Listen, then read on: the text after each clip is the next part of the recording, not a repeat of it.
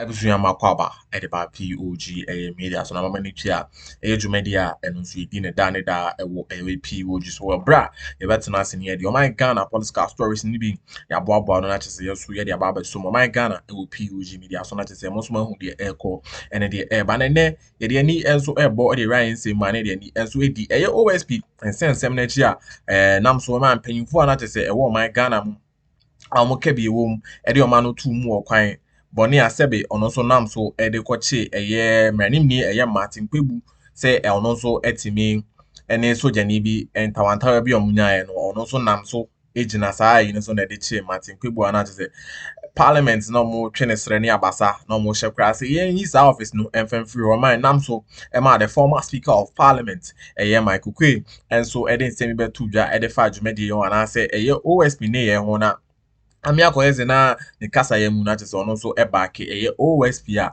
na chese eno so ekotwetwen eye sensem bi edi free eye lawyer aduji eye Tamakloe na kachi na chese ono so throw shots ede ama eye the former eye speaker of parliament say ono kra no na ban so ana say the time in eye office no in the as the speaker of parliament no under eye Nana Addo dankwa government no ono so ka ho bi ena masa we nyina enso etimicc ewo ene yabuzu ama eze bezebre ni abo ede ran sema lawyer aduji E.Tamakloe enso ede tu dwa de fast asem that's the only MPP or quote unquote Akuffo appointee that was investigated and prosecuted was Malam Isa. Even him, he was a PNC person that was taken on board. Two, his lawyer in that matter, I think, was Senior Ambrose Derry. Subsequently, Ambrose Derry became the deputy AG. So with all that confusion, the whole argument was that, look, let's have an independent special prosecutor who will handle such matters. Because when Mills also became president, he used SFO. And in the use of the SFO, I recall Nanaya Osafo challenged the powers of the SFO at that time with his lawyer Godfred Yebu Adame. So based on that court challenge, President Mills of blessed memory decided that, okay, then let me beef up the powers of the SFO and now turn it into the Economic and Organized Crime Office. And that is how the SFO changed into Yoko. That is what resulted in that formation. Then came the special prosecutor that we have. You see, in the MPP manifesto and during the debate in Parliament, the NDC MPs raised this issue that they don't see the need for a new office without strengthening the existing office. However, and in fact, in the words of Haruna Idrisu, if you look at the debate, he made the point that the impression is being created out there that the NDC is afraid of the office of special prosecutor because the appointees of President Mahama, who had just left office, were corrupt. And so the only basis why they will oppose that office is because of their corruption. So Haruna Idrisu said, look, the people Akuffo is governing with were not angels. They were persons, because by October, there were already scandals involving the Akuffo administration. All those conversations came up. It was that which resulted finally in the passage of the office. I've always maintained that when you set up an office of this nature, the first thing that you need is to give it KPIs. Key performance indicators. And the occupant. And the reason is simple. Once you give the occupant KPIs, what you do is to hold him. Another critical issue that I want to just draw your attention to had to do with whether the Director of Public Prosecution should rather not be elevated with all the powers of independence so that the said person will only focus on criminal prosecution but elevated to the status of a justice of the Court of Appeal with the same privileges and conditions of service, particularly security of tenure. so that the Attorney General will work with the Director of Public Prosecution, but the person will not be under his control and direction, instead of a separate office.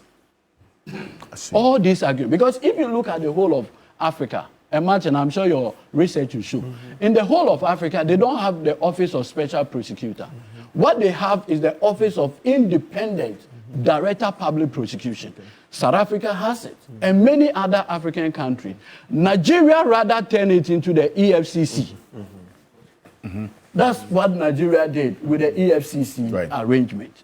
Now, so that argument had been canvassed, where the view was that elevate the DPP to that status, so that the DPP can work independent of the Attorney General at every material point in time.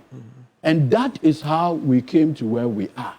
So honestly, on that evening... so that's what Professor Oquaye says, that, you know... When I heard all of Professor Oquaye commentary... His on premise to his submission on the fact that from 2017 till now, with the work and the function of the work so far in the fight against corruption, they haven't done much. And to the extent that we are seeing all of these excesses involving Martin Kpebu and others, the argument of strengthening other existing institutions like the DPP and the AG to do the work of the Attorney General, in his view, makes sense now, even though he presided over the entire exercise in Parliament. You see, what we should not do is to allow some people to rehabilitate their abysmal performance in public office through some of these advocacies. What do you mean?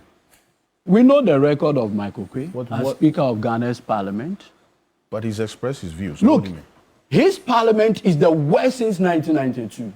The Parliament Oquaye superintended on is the worst we've had since 1992. What are you talking about being It was the worst? The work they've done it was with the that, OSP? listen, it was that Parliament that failed to hold the Akuffo administration to account the reason for our economic challenges today.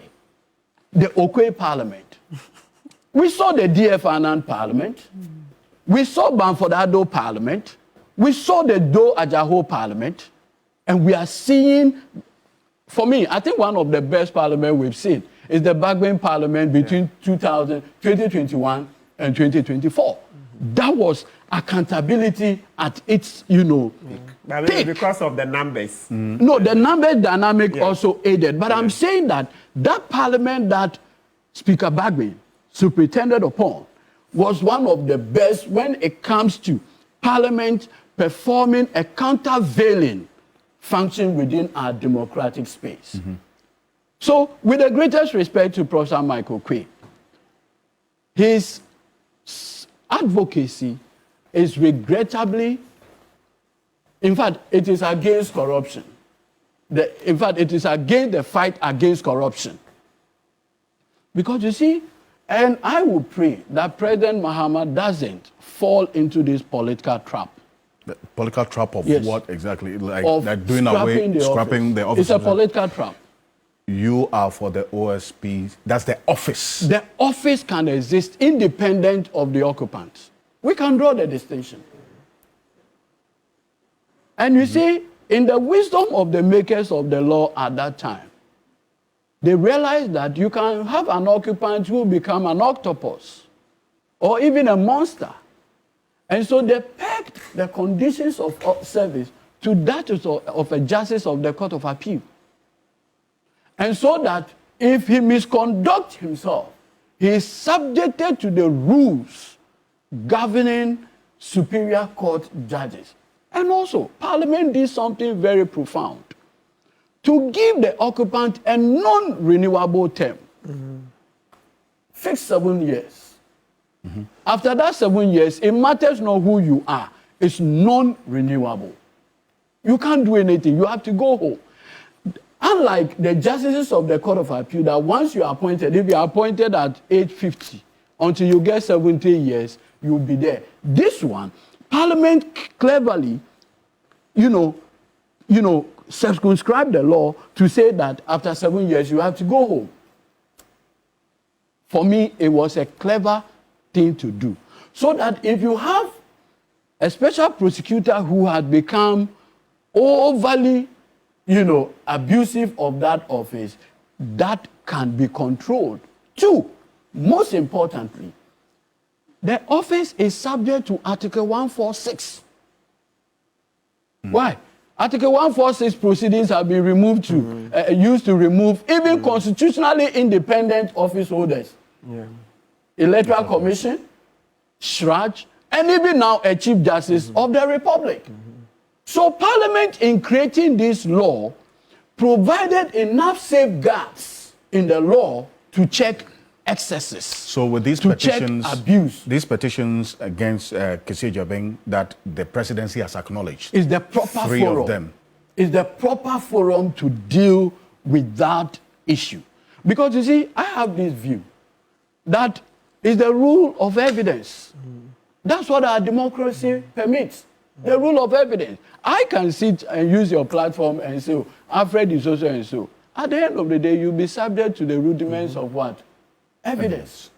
Show the evidence. So anybody that has evidence that Mr. Kessie Jabeng has, 1, abused his office, engaged in stated misbehavior to meet that constitutional threshold, President John Dramani Mahama's office is open. Submit a petition. And like Akuffo Addo said in the Charlotte Osei matter, he said, I am what? A conveyor belt.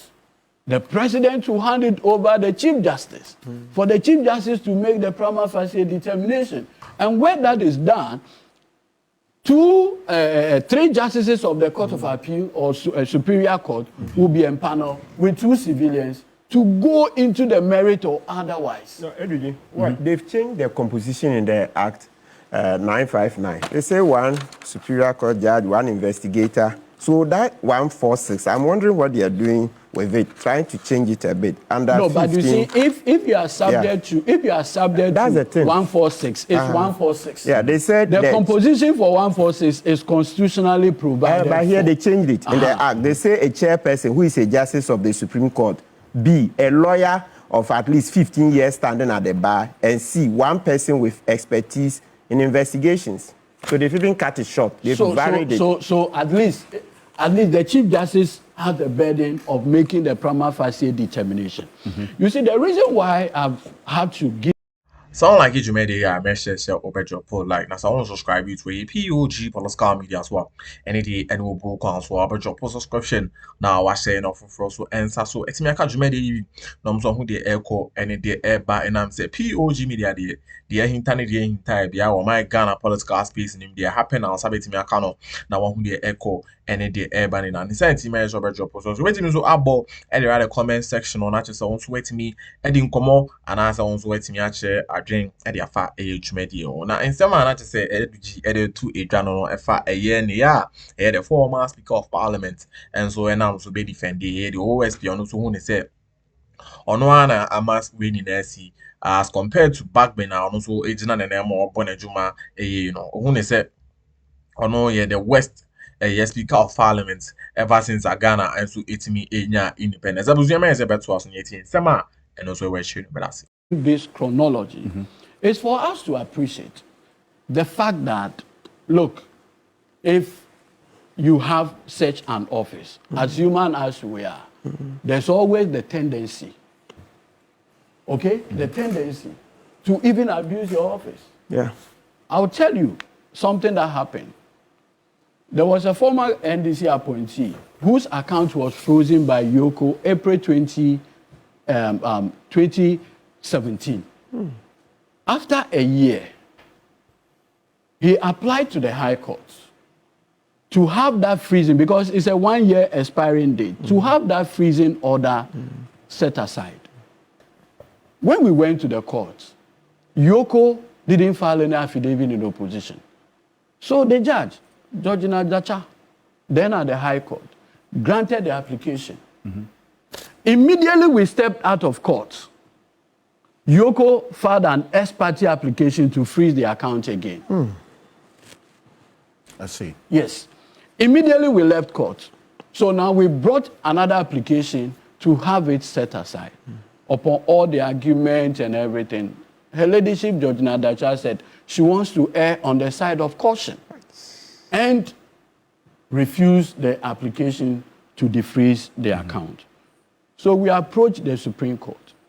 At the Supreme Court, there was a lawyer from Yoko that came.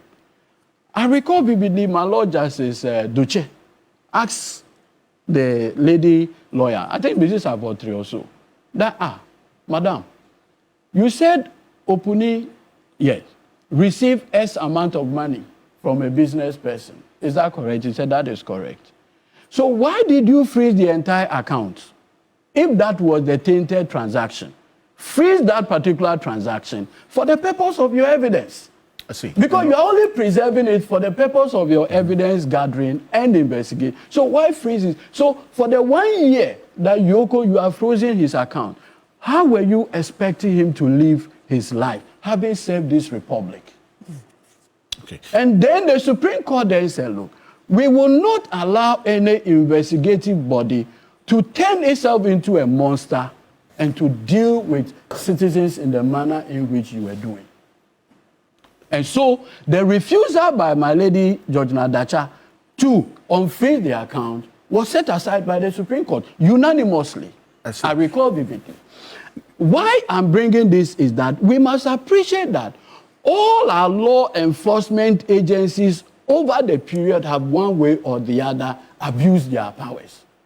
What we have never advocated for was to scrap them, but to allow for institutional reform. Thankfully, the benefit we have is that in the specific case of OSP, there's even a governing board. Okay. The governing board is responsible for directions and others. Beyond that, there's also another statutory layer.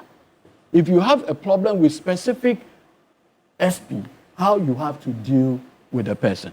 I see. And maybe I can just... But you see, you talk about the reforms. In what form should the reforms take?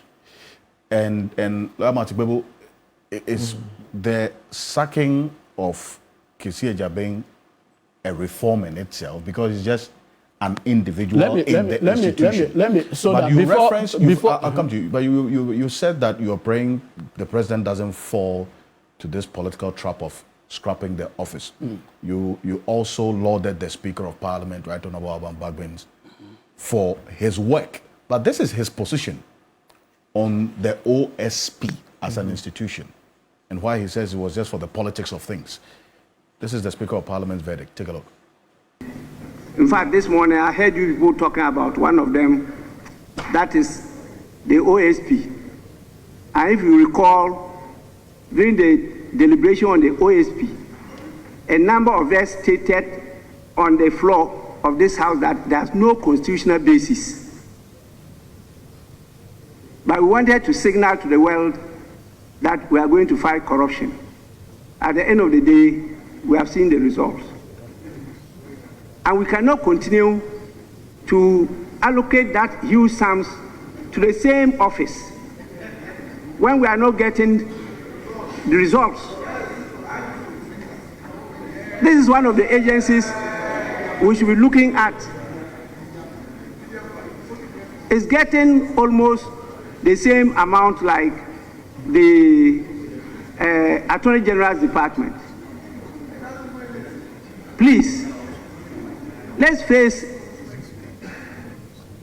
the bull by the horns and make sure that the right thing is done. And so I agree with the majority leader. So that's the Speaker of Parliament. And let me acknowledge the presence of Dr. Joshua Zato, who's joining us. He's a senior lecturer at University of Ghana Political Science Department. So he's still nursing the political idea of representing the people of Sisala East on the ticket of the MPP. But good morning, Joshua Zato. Thank you for joining us. Good morning, Alfred, and good morning to my co-panelists. I am not late. No, not at all. It was a schedule. So I want everybody to know I was scheduled at 9 o'clock, and I came here at 9 o'clock, so I am not late. Okay? Thank you very much. Thank you very much. Great. Now, he shares the same view as Professor Michael Quay. The interesting thing is that I went back to the debate and I read now Speaker Bagbin's submission on the floor. And I won't put it out for obvious reasons, out of respect for him, I won't. And the reason why I won't. It helps. No, it will not. I beg you. It helps. I beg you. Oh, politicians make U-turns. No, that's why our society will not go so for you it. are, let that U-turn exist. I'll prefer that U-turn exist. Because you see, again, like I told you, yesterday, when you gave me, I had to do my research and go for the parliamentary debates. And to appreciate the concerns raised by any other person. In fact, the person who came close to an opposition to that office being established was Mahama Yariga. Because in the debate, he made it abundantly clear that he is for strengthening existing institutions. But in his concluding statement, he said, look, the MPP had created the impression that anybody opposed to the establishment of the Office of Special Prosecutor was afraid of like corruption, right? Or was corrupt, and therefore is afraid of the setting up an office. So on that basis, he is for the establishment of the office. But the Speaker said there's no constitutional basis. And you see, again, in Speaker's submission on the floor, he even when others had raised the issue about the constitutionality or otherwise, he even said if they have a problem with it, then they should go to the Supreme Court. So it's okay. You understand? It's okay. So overall, they all supported the establishment of. No, I'm coming, Martin. While you round up for me. Yes. My point is that we've gone 360 degrees on this conversation. And I strongly believe that President John Dramani Mahama, with respect, I don't think my pay grade allows me to proffer an advice. But just to say, his advisors are no, but just to say. You are his lawyer. I beg you. And did you are his lawyer? I beg you. Please, round up for me. I strongly believe that the temptation to scrap it, because you see, one of the things that were blackmailed with this office had to do with the fact that how can the proponents of probity, accountability, and social justice be resistant of an office specifically set up to fight corruption? And so from the beginning, that was the blackmail that the NDC was put in. I do not see how those things have changed. Two, more importantly, look, the involvement of the U.S. government, Daninda, and many other foreign agencies in the formation of that office, a 360-degree scrapping of it, we would have to provide a justifiable political basis to take that decision. Okay. I have struggled to I find think it's my turn now. Okay. It's okay, Did you are taking my time. It's too much. It's more on like the 5 tape, minutes. but you had the show. Gentlemen, You had the first show. Nobody stopped you. So Let me just conclude on this. There had been a question asked to KPIs and results. I think that thing ought to be interrogated. My brother Martin here, when he had a personal, view. I'm coming. 30 seconds. You're going to go on to that point. I just wanted him to conclude on. No, I think this point is so that I don't truncate, so that I'll come back. When Martin had a personal challenge about corruption, he had recourse to submit a petition to the same KC. I'm just saying. Not only that, an investigation was done, and they found that the case he brought had merits. As we speak, the person that he implicated are being prosecuted in the high courts, in Tamale. That's the Northern Development Authority, the NDA case, of which... And I'm not happy about it. He left out the kingpin, Clara Napagatia Suleimana, the big woman. Akuffo Addo's friend was left out. I'm not happy about that case. I'm coming. But the point I'm making is that Martin was the principal prosecution witness in that matter. At that trial, at least from the perspective of the judge, a prima facie case was made based on his testimony, together with the working of the OSP. And today, the accused persons have been made to open their defense.